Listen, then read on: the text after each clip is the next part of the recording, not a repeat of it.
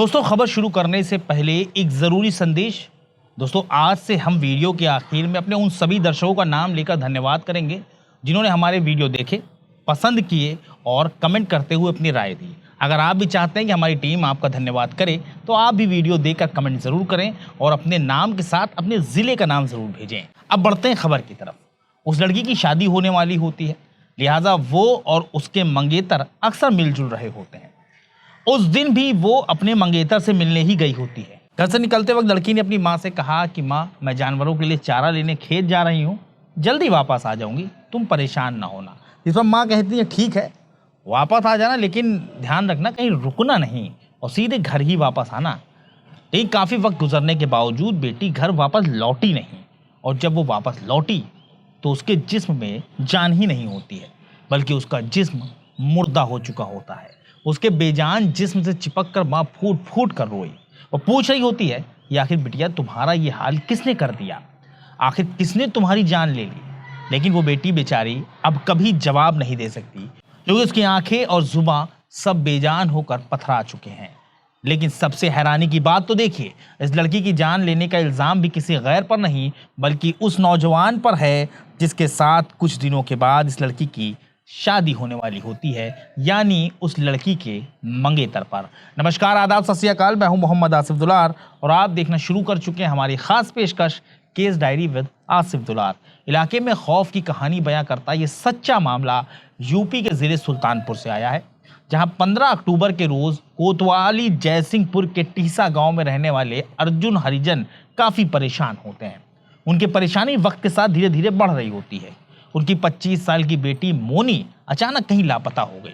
उन्होंने गांव वालों से पूछा भी, या तुमने मेरी बेटी को देखा है? जिस पर गांव वालों ने कहा, नहीं भाई, हमने तुम्हारी बेटी को नहीं देखा। जिस पर अर्जुन सोचने लगे कि यार ऐसा कैसे हो सकता है, इससे पहले तो कभी मोनी कहीं नहीं इस तरह गई। उधर दूसरी तरफ अर्जुन की पत्नी निर्मला भी बेटी को इधर उधर तलाश कर रही होती हैं। अर्जुन घर पहुंचते हैं तो पत्नी निर्मला भी पूछती हैं, बिटिया का कुछ पता चला? जिस पर अर्जुन कहते हैं कि नहीं, कुछ पता नहीं चल पाया। मैंने सबसे बात की, सबसे बिटिया के बारे में पूछा, लेकिन कोई जानकारी नहीं मिली, किसी ने उसे नहीं देखा। दरअसल अर्जुन की जो बेटी है मोनी, वो चारा काटने के लिए खेत गई होती है, लेकिन उसके बाद घर नहीं लौटी। बेटी को तलाश करते करते कई घंटों का वक्त गुजर गया, लेकिन उसका कुछ पता ही नहीं चल सका। गांव वाले भी अपने स्तर पर मोनी की तलाश में जुटे होते हैं। उधर दूसरी तरफ गांव का ही एक शख्स जानवर चरा रहा होता है खेतों में। तभी उसकी जो नज़र होती है वो एक तालाब पर पड़ती है।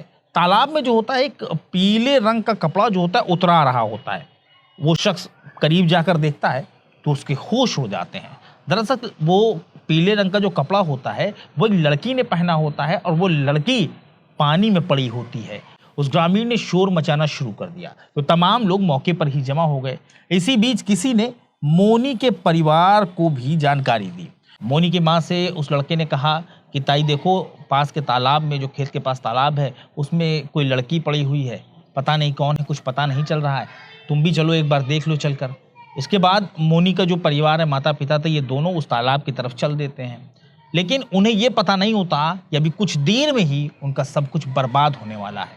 ग्रामीणों तालाब में पड़ी उस बेजान लड़की को बाहर निकाला, लेकिन जैसे ही उस लड़की का चेहरा ग्रामीणों ने देखा तो यकीन जानिए सबके होश उड़ गए। और उससे ज़्यादा तकलीफ और दर्द अर्जुन और उनकी पत्नी निर्मला को हुआ, क्योंकि तालाब में पड़ी वो लड़की कोई और नहीं बल्कि उनकी 25 साल की बेटी मोनी होती है।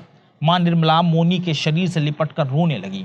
मोनी के बेजान जिस्म पर कई घाव होते हैं, जिससे साफ जाहिर हो रहा होता है कि मोनी को जमकर पीटा गया और फिर उसे तालाब में फेंक दिया गया, जिसके बाद ये कांड हो गया। कुछ देर में ही जयसिंहपुर कोतवाल सत्येंद्र वीर सिंह भी दलबल के साथ मौका वारदात पर पहुंचते हैं। पुलिस ने सबसे पहले परिवार से पूछा कि आपको किसी पर शक है क्या, जिस पर परिवार ने बेटी की जान लेने का सीधा आरोप अपनी ही होने वाले दामाद और लड़की के मंगेतर अमन पर लगाया। दरअसल मोनी की शादी अयोध्या में तारुन थाना क्षेत्र के फतेहपुर अमसिन निवासी अमन के साथ तय होती है। आने वाली 17 अप्रैल यानी 2026 17 अप्रैल को उसकी शादी भी होनी थी। परिवार ने बताया कि अमन मोनी से मिलने खेत पर आया हुआ होता है। उसने मोनी को बुलाया, जिस पर मोनी उससे मिलने चली गई। मुलाकात के दौरान मोनी और उसके मंगेतर अमन के बीच किसी बात को लेकर विवाद हुआ और फिर अमन ने मोनी को जमकर पीटा। और मोनी ने खुद को बचाने की ख्वाहिश में खुद को बचाने के लिए तालाब में छलांग लगा दी। चूंकि मोनी को तैरना नहीं आता, इसी वजह से वो बेचारी डूब गई और उसकी जान चली गई। पुलिस ने तत्काल मामला दर्ज करते हुए अमन की तलाश शुरू कर दी। वहीं वारदात के बाद से अमन का फोन भी स्विच ऑफ है। मां निर्मला ने रोते हुए पुलिस से कहा कि उनकी बेटी को अमन ने चाकू मारा है और फिर तालाब में फेंक दिया। मां ने बताया कि इससे पहले भी अमन मोनी से मुलाकात कर चुका है और वो एक बार उसे अयोध्या घुमाने भी ले गया था। परिवार का तो यहाँ तक आरोप है कि जब उनका होने वाला दामाद अमन मोनी को अयोध्या ले गया तब भी उसने मारपीट की थी, जिससे मोनी जब घर लौटी तो उसका हाथ काला पड़ा हुआ था, यानी उसके हाथों पर जख्म थे। फिलहाल पुलिस ने परिवार की तहरीर पर मामला दर्ज करते हुए अमन की तलाश शुरू कर दी है। लेकिन अब मोनी के साथ असल में हुआ क्या, ये अमन की गिरफ्तारी के बाद ही साफ हो पाएगा। अब हम उन दर्शकों का नाम लेने जा रहे हैं जिन्होंने कमेंट करते हुए हमें अपनी राय भेजी और हमारी टीम का हौसला बढ़ाया, और उन्हीं के कमेंट की वजह से हम अपने काम को, अपने वीडियोस को काफ़ी इम्प्रूव कर पाए।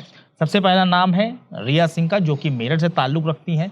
दूसरे नंबर पर है लखनऊ से शेखू खान, कानपुर से राधे गुप्ता, लखनऊ से शमीम खान, दिल्ली से शंकर दत्त पंत हैं, हिमाचल प्रदेश से बालकृष्ण भट्ट हैं, दुबई से मोहम्मद शारिफ हैं। ये दुबई से हमारे दर्शक हैं जो लगातार हमारे वीडियोस देखते हैं और उस पर अपनी राय भी देते हैं। वहीं बहराइच से मोहम्मद आज़ाद हैं, और बहराइच की जरवल कस्बे से मोहम्मद सैफ़ी हैं, जो लगातार हमारे वीडियोस को देखते हैं, हमारी खबरों को देखते हैं और उस पर कमेंट भी करते हैं।